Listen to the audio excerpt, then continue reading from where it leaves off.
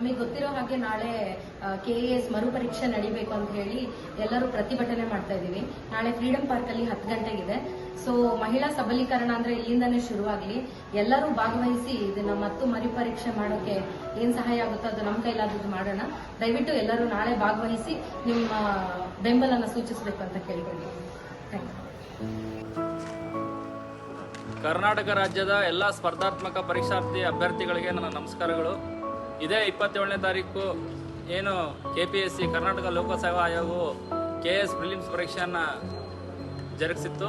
ಅದರಲ್ಲಿ ಸುಮಾರು 60 ಪ್ರಶ್ನೆಗಳು ಲೋಪದೋಷಗಳು ಕಂಡು ಬಂದಿರೋ ಹಿನ್ನೆಲೆಯಲ್ಲಿ ಇದು ಒಂದು ಕರ್ನಾಟಕ ಲೋಕಸೇವಾದ ಆಯೋಗದ ಒಂದು ದೊಡ್ಡ ಲೋಪ ಅಂತ ಹೇಳಬೇಕು. ಸೊ ಇದರ ಪರವಾಗಿ ಅಕ್ಸಾ ಮತ್ತು ಕನ್ನಡ ಪರ ಹೋರಾಟಗಾರರು, ಕನ್ನಡ ಪರ ಸಾಹಿತಿಗಳು, ಬರಹಗಾರರು, ಆಮೇಲೆ ಕನ್ನಡ ಪರ ಚಲನಚಿತ್ರದ ಅನೇಕ ನಟರು ನಟಿಯರು ನಮ್ಮ ನಾಳೆ ಹೋರಾಟಕ್ಕೆ ಬೆಂಬಲ ಸೂಚಿಸ್ತಾ ಇದ್ದಾರೆ, ಪ್ರತಿಭಟನೆಗೆ ಬರ್ತಾ ಇದ್ದಾರೆ. ಕಾರಣ ಇದು ಕನ್ನಡದ ಅಸ್ಮಿತೆ. ಇದು ಕರ್ನಾಟಕ ಲೋಕಸೇವಾ ಆಯೋಗ ಅಂತ ಹೇಳಿ ಹೆಸರಿಟ್ಕೊಂಡ್ಬಿಟ್ಟು ಕನ್ನಡದಲ್ಲಿ ಒಂದು ಪ್ರಶ್ನೆ ಪತ್ರಿಕೆಯನ್ನು ತಯಾರಿಸಲಿಕ್ಕೆ ಇಷ್ಟೊಂದು ಲೋಪದೋಷಗಳು ಮಾಡ್ತಾ ಇದೆ ಅಂದರೆ ಇದು ನಿಜವಾಗ್ಲೂ ಪ್ರಶ್ನಾರ್ಥಕ ಮತ್ತು ಅವರು ಅರ್ಹರ ಅಂತಕ್ಕಂಥ ಪ್ರಶ್ನೆ ನಮ್ಮೆಲ್ಲ ಅಭ್ಯರ್ಥಿಗಳಲ್ಲಿ ಮೂಡ್ತಾ ಇದೆ. ಸೊ ಈ ಹಿನ್ನೆಲೆಯಲ್ಲಿ ನಾಳೆ ಸುಮಾರು 10 ಗಂಟೆಗೆ ಬೆಳಿಗ್ಗೆ ಫ್ರೀಡಂ ಪಾರ್ಕಲ್ಲಿ ಪ್ರತಿಭಟನೆ ಹಮ್ಮಿಕೊಂಡಿದ್ದೇವೆ.